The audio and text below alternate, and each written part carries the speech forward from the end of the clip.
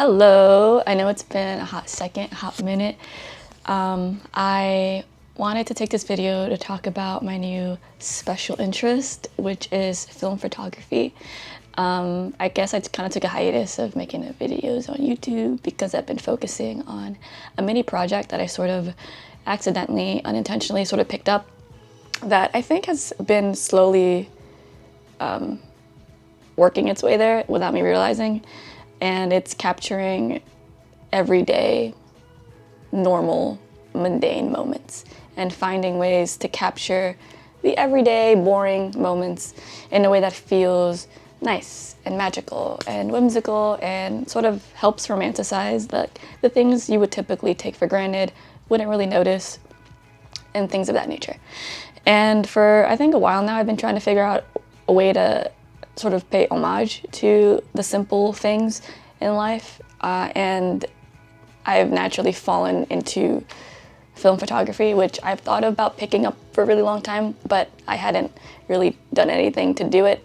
So then I went to my trip in Portugal, which I'm working on making like a little montage vlog video pretty soon that sort of recaps how beautiful and just so magical the coast of Portugal is.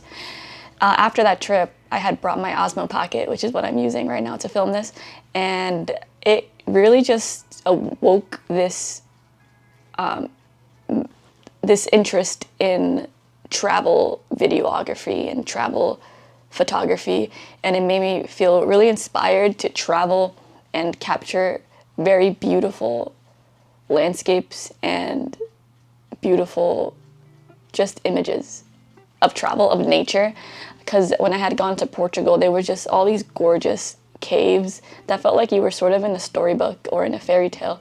And I had never seen Algarves before or caves and entered them and felt like I was in a different universe. And it was just so gorgeous, and it felt so special being able to capture those images and just having them and sharing them with the world. And it made me feel really inspired to keep traveling with the intention of just capturing really beautiful moments in nature and light, playing with light. I have a very special interest now in capturing light and color in very beautiful ways and figuring that out, which is also why I like film, because it just captures light and color so beautifully and warmly.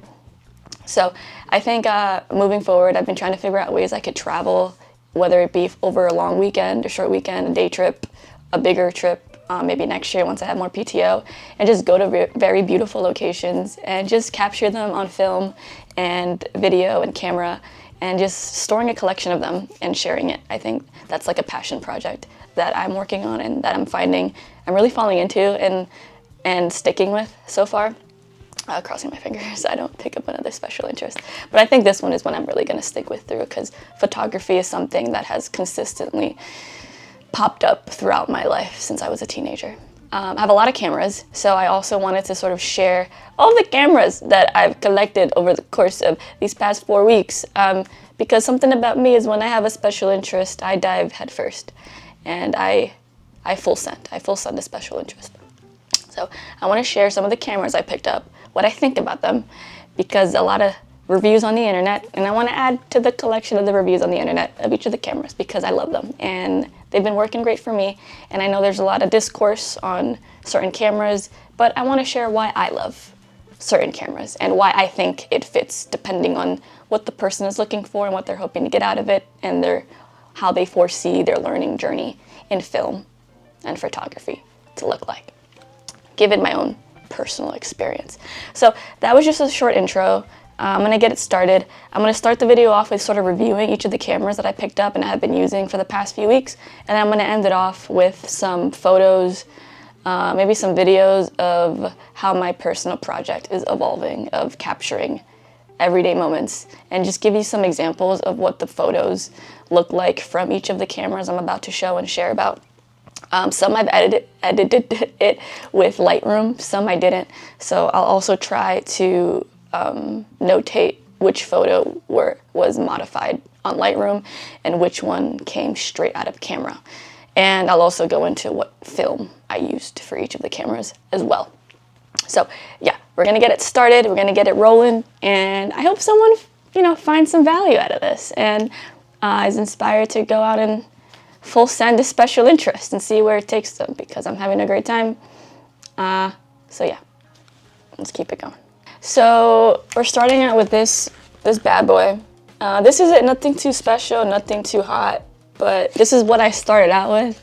And when I came from Portugal, I was like, all right, like I want to get into film, because there were so many moments on the trip where I was like, ugh, this, like what I'm looking at right now would look so beautiful in film, because I'm getting this like, I'm starting to see the world through the lens of a camera, in a way, for lack of a better term. So when I look at things, sometimes I'm like, oh, what I'm looking at right now would look so good on film, or it would look so good on an iPhone, or you know what that sort of thing. So there were so many moments where I was like, oh, this would look beautiful on film if I had film. So after that, I was like, I really, really, really, really want a disposable film camera or something really easy to get myself into it, because I don't really know much about the technical stuff of cameras. I'm trying really hard to learn it, but it's a really tough learning curve for me, like learning really what ISO is, shutter speed, the triangle is what I'm learning it's called, like the camera triangle of like shutter speed, ISO, exposure. I am sort of having a hard time understanding how they each work separately and how each one sort of blends together, and like the relationship and how to easily use it in my everyday life. So I'm slowly getting the hang of it, and I think starting with a very simple camera helps, because I'm really going down to the basics. But I was looking for a camera to start off my film journey. So I remember that my friend, she actually gave me this camera, and I thought it was disposable because her job gave it to her and then she just passed it on to me. But it turns out that it's reusable, and it came pre-packaged with black and white film. So I was like, oh, that's awesome. I could just start with this one because I already have it in my place, and I could just start taking pictures and just have fun, because I don't really see what I'm taking photos of, and just see what looks good. Because at this point, when I had this camera, I was like, it's black and white, so I have no idea what would photograph well. So I just went out and just shot photos every morning on my way to work and every evening on my way back home. And boop, boop, boop, kept shooting photos. I think there were like, how many, like 36 or something like that, film pages I could use until I ran out. And I knew it was in black and white, so I knew that, you know, I'm not gonna capture color, so I had to like strategically try to like experiment with lighting and capturing different forms of light to see what kind of light looked good in black and white. And it also had a flash, so then I also had to consider taking different photos with flash versus not flash to see what looked good. In the end, I ended up getting it developed, and I had a few that came out nice, a few that probably didn't. I kind of messed up the roll because I think I couldn't figure out how to like wind it, because this is also sort of like a learning curve. Like each camera has like a windy thing a little differently, and you sort of like refill the film sort of differently depending on the camera you have. So I was really nervous that I wasn't shooting because it wasn't spinning, but also I didn't know how to like turn it around. So then I was like overthinking it, and then under my blanket I like opened it and tried like rewinding it. And I think I messed up a lot of the film doing that, because I was like really touching it with my hands, and maybe some light got through, I don't know. But I had like 4 good photos out of this guy, but it was a really good, fun head start. And having this, I was like, okay, I like the feeling of carrying around something cheap, something light, something that I could just throw in my bag, throw in my pocket, and not worry how expensive it is or that it's gonna get stolen. It's easy enough for me to be like, that's cool, point, shoot, not think about it too much. And I like that. So then that inspired me to get into my next camera. So this one is technically the one that I bought, my first film camera. I did a lot of research, so much research. Lucky for me, I know myself very well, so I knew what I was looking for, and I knew that when looking for a film camera, to like my first one that I'm gonna carry around every day, I wanted something cheap, because I don't want to full send something very expensive very early without knowing what I like, you know? And I also didn't want to full send buying a fully manual film camera when I still don't even know how to work the triangle and like all of the technical parts of a camera. And I know some people are like, well, just, that's how you learn. You just kind of throw yourself in the water and just learn a fully manual camera, which true. But I know for me, I like to enjoy the process. And I knew that, yes, while I do eventually want to get like a fully manual, clicky, like not point and shoot, like a real film camera, not right now. I want to work my way up by starting with something that kind of does the work for me, so then I could learn at my own pace and still enjoy carrying around a camera. Because part of what my little project is I want to capture, you know, those quick everyday moments that when you're on a walk, you see the light hit a building a certain way, or you see people walking, holding hands together a certain way. And in those moments, it happens in like a split of a second, like 3 seconds, a few seconds, and you don't have much time to like fix your ISO, fix the shutter speed, and like kind of play with the camera before taking a photo. You kind of have to capture it in the moment. So I knew right now, for like my objective was to get something very easy and lightweight that, again, I could just carry with me and enjoy carrying with me.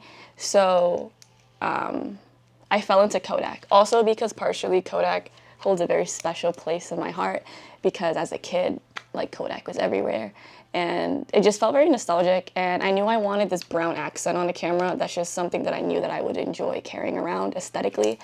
And I just wanted something that I knew that I would want to bring everywhere with me. Because if I don't want to bring it with me, I'm not going to use it. So there are a lot of pieces that I had to consider. And of course, one that was refillable. So this was my first one, a point and shoot. And it's called the Ektar H35 half frame Kodak camera with flash. It takes battery, like one battery, because it has flash. The annoying thing is that you kind of have to remember to like switch this like flash and no flash thing. So when you switch it to flash, you have to wait until this light turns red, which I don't even think you could notice it. But it slowly turns red, and once it turns red, that's when you can use the flash. You kind of have to use the flash most of the time because it struggles capturing light on its own. See, there we go. See? And then now you could take the picture because the flash is on. And then you have to remember to turn it off, because if you don't, then the battery drains. So that was kind of hard to remember doing that, or like knowing how long you want to keep it on, because you do have to wait a little bit for the flash to turn on. So that's the only like thing, because sometimes, like I said, like I want to capture a moment, so I have to time it correctly where I'm like, okay, I have to wait a few seconds for the flash to turn on before I could capture the moment. But it's not that big of a deal. It's still pretty nice. And I love this brown. It feels very vintage, and it just feels cool. So it's also why I got it. Again, Kodak feels very nostalgic. I know there's a Kodak H35N, which is the newer version of this one. It's like maybe $15 more expensive. The only reason I didn't get it was just because I like how this looks, and the newer version is more of a shiny metal look. My friend actually ended up picking up the newer version, so I'm curious to see how his photos comes out. So yeah, this one I love. It's a half frame film camera, so if you don't know what that is, it pretty much uses double as much of the film roll. So typically a roll of film comes with, I think, 36 frames, so you could take like about 36 photos per roll. With a half frame camera, it divides it in half, so you'll end up seeing later. You could take like 2 photos per frame, because it kind of splits the frame in half, so you get 2 for 1, which is really fun if you keep it in mind as like a storytelling sort of narrative. So if you're taking a photo of something, you kind of think about, maybe I should take a photo of this in 2 different angles, because they'll be together and it'll be like a cool story sort of way of photographing moments, which I also like. And I also don't mind that it's half frame, even though it kind of gives you less detail and it's less big, because I think for the everyday, it's nice to have more film to work with versus having less for like an everyday, just capture a moment sort of camera. I ended up buying Kodak 20 Gold as my first ever film roll. And when you buy a roll of film, it comes in this thing, and you kind of plug it in. There's a lot of videos on how to do it. Just bear in mind, this camera works very differently, so it always helps to look how to insert a roll of film for the specific camera you have, because not all film cameras are made the same. So maybe one way for one camera will not be the way for another camera, so it has to be very specific to the camera that you're working with. So I have a lot of bookmark videos on TikTok of how to load and work with this camera, which has helped me a lot. Also, buying different films like Kodak Gold 200, they have Kodak Gold 400, 600, 800. They also have Portra. They have different brands, and pretty much each brand has a different color profile. So Kodak Gold tends to look differently from Portra. From what I've learned, Portra tends to be more expensive because it gives you more flexibility of editing once you get your film back. So it's more geared towards photographers and people who want to like play around with the colors once they receive the film. Kodak tends to be more like, you don't have to do much. It kind of gives you a good baseline straight out of the camera, and the intention is to just use it the way it gives it to you. So I love the beautiful soft colors of Kodak Gold. And I just tried Portra recently for the first time, and I actually really liked how that came out. It did give me more flexibility with color. I would have to sort of compare them side by side to really understand the full difference, but both look really great. I might just end up sticking with Kodak just because it's cheaper, and I'm not like doing professional photography, so I might just stick with that. The 200, 400, 600, that's the ISO. So what I'm learning, which is amazing because it's helping me learn what ISO really is. The higher the number, the more light it's introducing to the point and shoot, because typically with a point and shoot, you don't have really any control with any of the settings. You kind of like get what you get. And the most you have of control is the sort of film that you put into it. So if I'm using a Kodak Gold 200, I'm letting in less light to the photos than if I were to use a Kodak Gold 400, which has more light to work with. Pretty much the higher the ISO, the more light you're introducing into the footage, which helps with darker situations. So Kodak 400 works better in a cloudy scene than a Kodak 200 would work. I tend to like very dreamy, soft, warm looking photos, so I've been purposely buying 400 recently just because I like that overly exposed, a little bit highlighted sort of look on film. Some people want it to look more balanced, and they don't like it, so they would get a little lower. So again, all of this sort of depends on what kind of photos you're hoping to get out of the camera and learning, I think, your photography style very well, because I know what kind of photos that I want to create and what sort of feeling I want to evoke really well. So I try to learn what sort of film and camera and settings work for me in that way. So yeah, this camera's super easy to use. It has the button right here, how much you got left over here, and that's it. You wear it on your wrist and it's really easy. I got this from home. It came with this one. So I like this one because if I wanted to, I could put it around my neck, but I tend to just carry it around on my hand like this every day. And I'll put it in my bag, and I'll be like, click, click. I'll be like, click, click. I'll be like, what? Click, click, click, click, click. And it's so fun. Okay, this is my first film camera. Moving on to the next. All right, this little lady right here, she is my sunshine. She is my new sweetheart, and I love her so much. And this is, what brand is it? The Kodak, another Kodak camera. So this is the Kodak Snapic A1.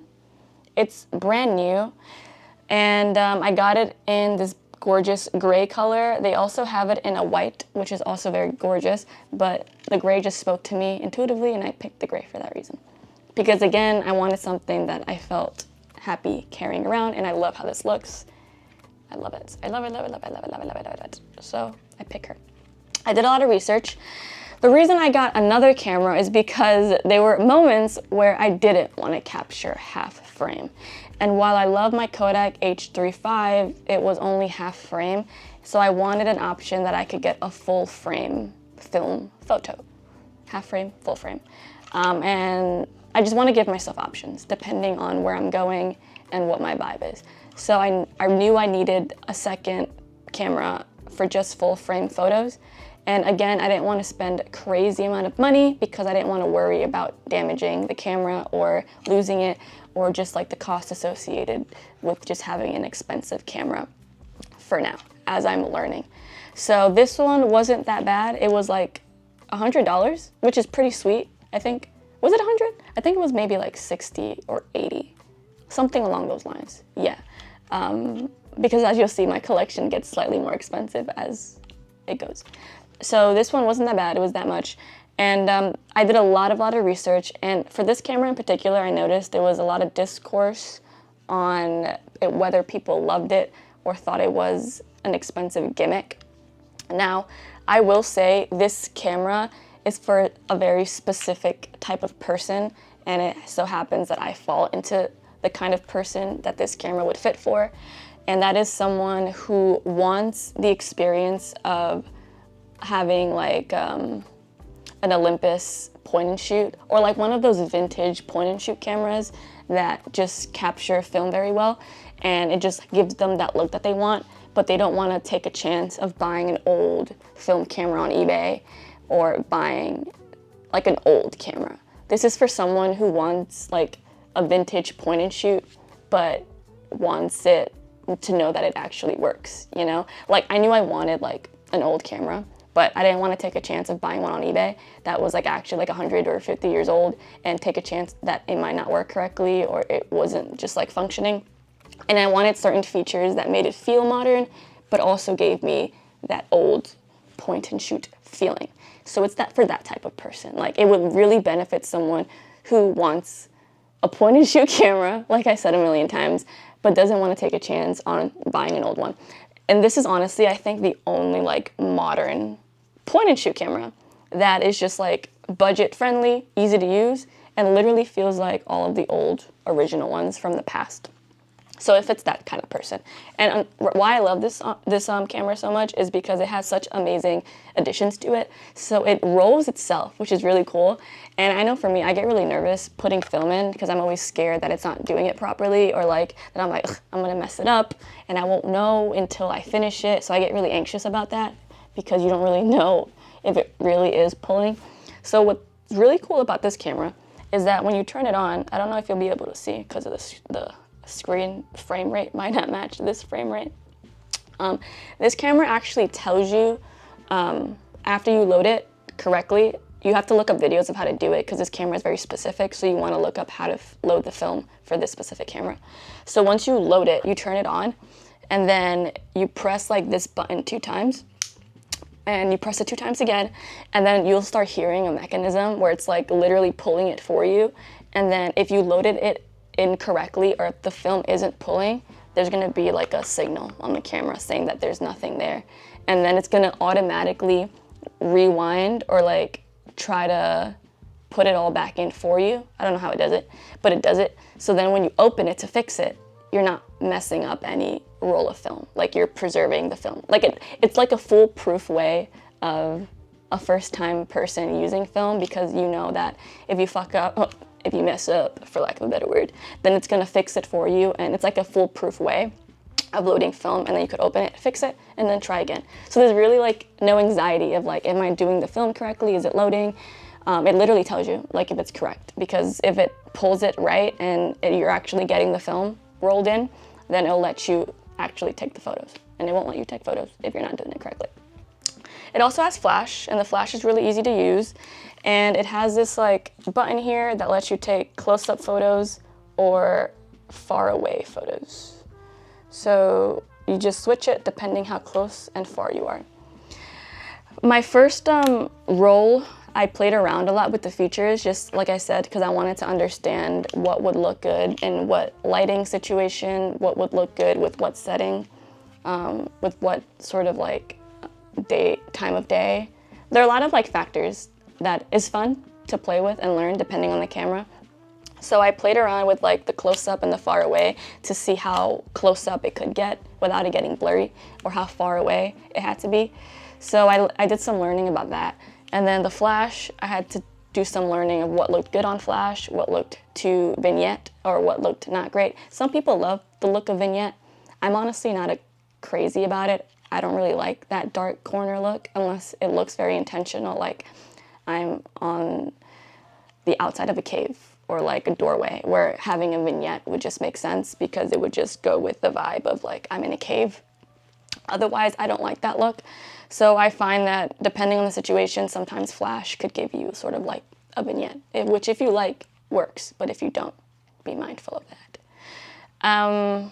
Yeah, this camera's awesome. It really has my heart because it's just so easy. It's very light, very portable, and it comes with this like messenger strap, which I love because then I don't have to carry it around on my wrists. And for some reason, finding like a strap like this for a camera is pretty hard because they're like maybe like $15, and it's like pretty hard finding one in person somewhere. A lot of it is like you have to order it online. So I love that it came with this. And for this camera, I didn't try Kodak Gold. I have a whole box of Portra 400, so I put in some Portra 400 film, and I shot with it, and I developed the film, and I loved it. She's one of my favorite cameras. I find I take this one out with me a lot if I'm doing like a solo day, if I'm just like, it's a really beautiful day outside, and I knew I want to capture very nice moments. And I don't want to waste too much film. This one is my more intentional film camera because it's full frame, so I could only use 36 frames. So when I'm going to a place where I know there's going to be a lot of moments that I'm going to want to capture in full frame, I'll take it. And I'll take this camera if I just know I want to go to work and I want to get in the habit of just taking photos, because I also just want to build the habit of just taking photos and carrying a camera with me everywhere I go. So this is perfect for that, where I could just afford to maybe waste some experimental shots or just shots that might not look good just to see what happens. This one's more intentional. I try to use it when I know something might look pretty cool or pretty nice, and the colors might pop. This one is fun because I get to pay more attention to colors and capturing things with color very beautifully. I find that film, it does a very great job of just capturing color so beautifully. And light and like mountains or like cityscapes in the background. Like it just does that very well. And water. Yeah, so it's so beautiful. Chef's kiss. So yeah, highly recommend this for someone who is in that sort of situation. You're not looking for something super fancy, super technical. You're willing to spend a little more money for a newer, updated version of a point and shoot camera. That's great for that person. It's not good for someone who wants a real film camera where they get all of the like controls and can just do whatever and edit it. Like, you know, just be mindful of what you're looking for, and any camera could be great for you depending on what you're looking for. I think that's my biggest takeaway. Let's get into the last camera. Okay, so I literally picked up this one last week. Can you guess the brand? So this is actually not a film camera. This is very different. I wanted versatility, diversity. I wanted to spread out my portfolio, if you will, of cameras. And the thing that was missing in my collection of the next one, but before we get into the next one, is a digicam, a digital camera. And again, I don't want to take the risk of buying an old camera off of eBay and the battery is not great or something's a little funky. I want to feel safe. I want to know that what I have works, and it works well, and it's easy to use, and it's really pretty and aesthetic. So this one, again, is the perfect fit because, you know, Kodak just knows me so well. They make things for me. It just works out that way. So this is the amazing, phenomenal pixpro. Pixpro, why doesn't it have the name on this? It's a Pixpro FZ35 digital camera. And this one's actually insanely underrated and insanely popular. Like if you go on TikTok, everyone loves this camera and it takes beautiful, gorgeous photos for what it is. And it was a little bit more expensive than the Kodak Snapic A1 that I just showed you previously. This one was like $115 and I put stickers on it. I just love how it feels and it's really lightweight, and I actually take this around. I took it with me yesterday. I'll just like wrap it in my hand and just take it with me. And why I wanted a digital camera is because I also wanted to have a camera that I could just take photos and not worry about film and not worry about running out of film, and I could just really enjoy the feeling of just taking photos, you know? And I don't like the way my camera on my phone takes photos. I think this is kind of where this is all coming from. iPhone tends to like over sharpen, under saturate colors, and you don't have much control of how the photos turn out without really messing with it. It kind of has its own pre-built feature, and I don't love that everything lives on my phone. I like the feeling of having like photography devices separately. So yeah, I just want to stay away from taking photos on my iPhone unless I absolutely feel like I need to, or it just makes sense. So this is kind of like my iPhone camera, and I've been having so much fun using this. Like, I brought it with me yesterday on a rainy day when I went to meet up with my friend, and I found myself just stopping every 2 seconds. Like, literally, if I see something slightly cool, it's so fun being able to just take a photo of it and not worry about film being lost, and like also seeing what you take a photo of like immediately, so like the immediate satisfaction feels really good. So it just fits so well into my lifestyle. Like, I feel like whenever I see something, I could just take a picture of it, or maybe take 5 and see which one comes out cool. And I had to buy an SD card for this, and it comes with different settings. I definitely suggest, if you get this camera, going on TikTok and just researching the best settings for the camera, because if you just use it out of the box and without adjusting anything, you're not going to get the same kind of photos that all the beautiful people on the internet are able to capture.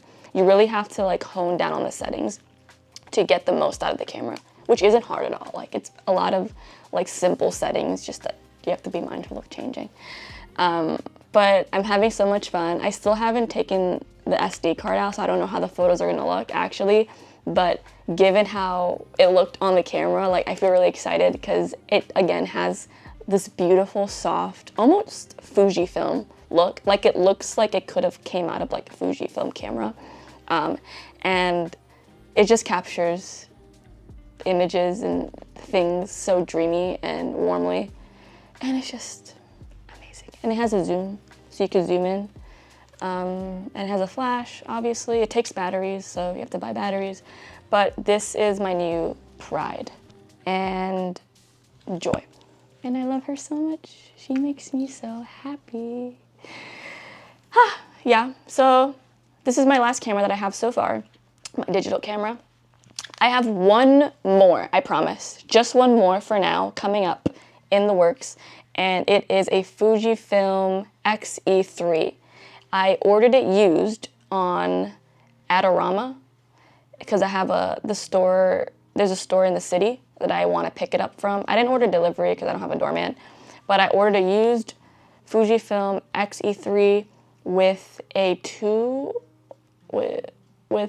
27 millimeter pancake lens, something like that. I'll put it later, you'll see it, and I'll show you the whole thing. I got a lens for it in silver, and I was looking for a case for it, but I couldn't find one, so I'm just gonna strap it. I bought a strap for when I get it, and an SD card for that.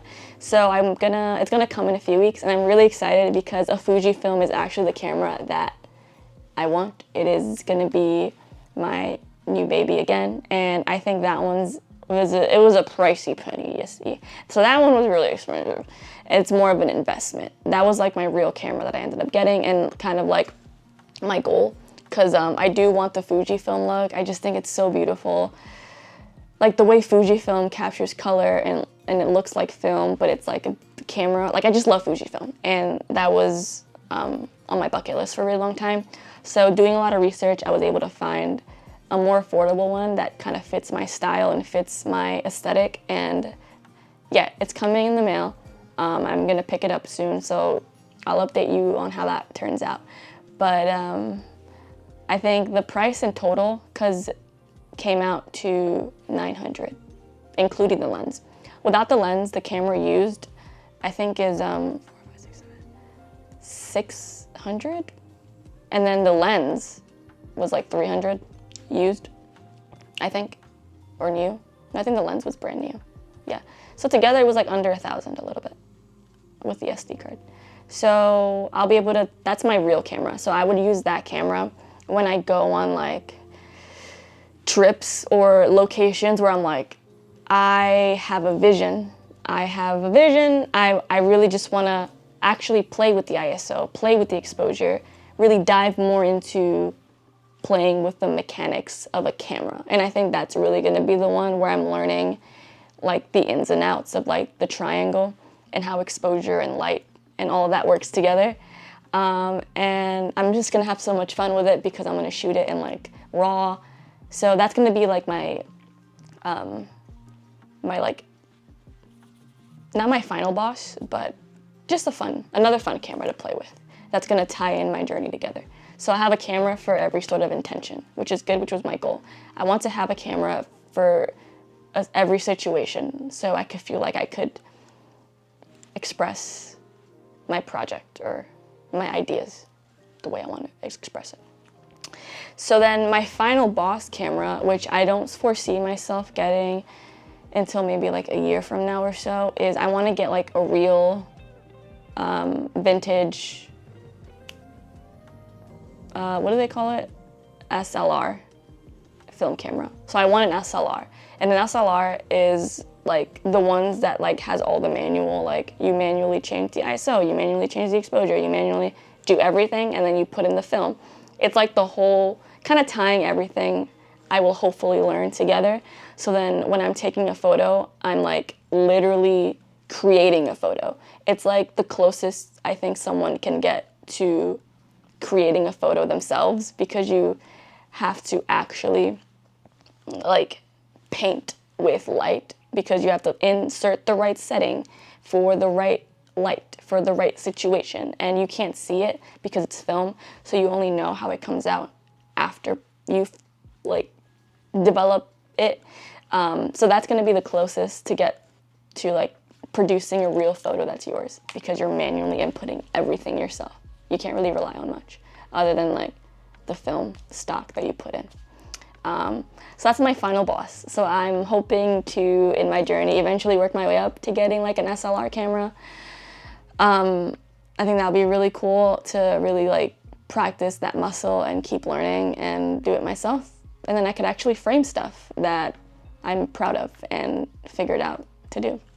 So that's my final boss that maybe I'm gonna get next year. And yeah, that's pretty much it. I think the only final thing is like going to get film developed, which is pretty easy. I just looked up on Reddit different film developers around here, kind of by my job, because I knew that would be the easiest for me to get to. So I found like Color House Studio and like Bleecker Street. And for now I'm using Color House because it's the closest to my job. But I think over time I do want to compare how different film studios develops it and scans it, because I've learned that each place you go to has their own recipe and their own sort of color profile of how they scan photos and color it. So everyone does it a little bit differently. So eventually I want to take 2 of the same rolls of film to 2 different places and just compare how they do the color and see which one I like the best. So yeah, this journey has been really fun, and I wanted to share it because, yeah, I think film is so cool and it's so inspiring, and it just feels so awesome to capture things in life the way that you kind of see it in your brain and make stuff. So that's my journey so far, and I'm just gonna now show you a reel of all the photos I've taken so far and stuff, and other projects of stuff. So it was cool talking. I hope you have a great day, and maybe I'll see you around or something, and I'll show you some stuff if I work on more stuff. So I'll see you next time.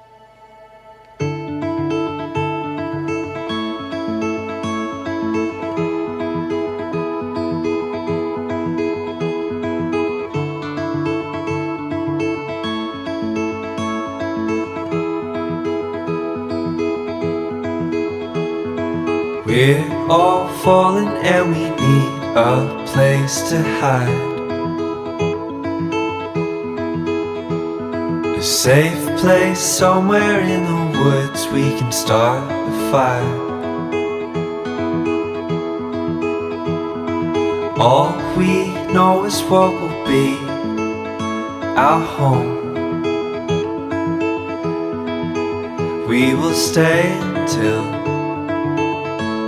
the break of dawn.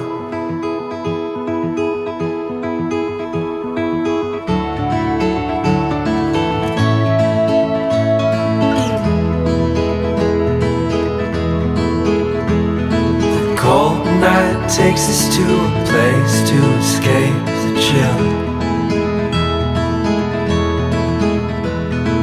Tucked up somewhere in the woods on a hill. Wake up feeling the cold in between our toes. Is there a way back? Nobody knows. And we leave it all behind. Can't you see?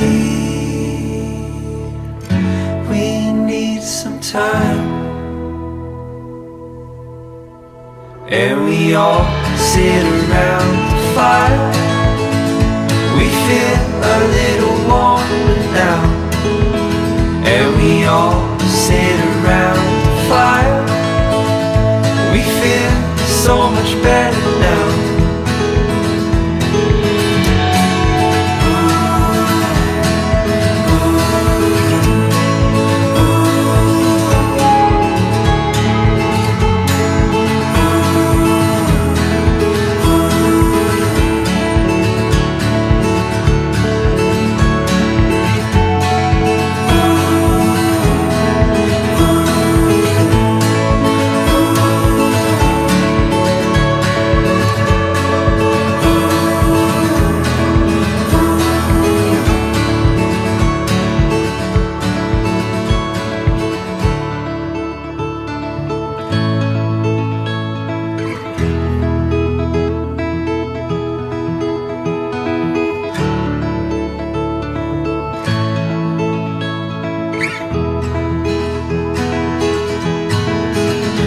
We all sit around the fire.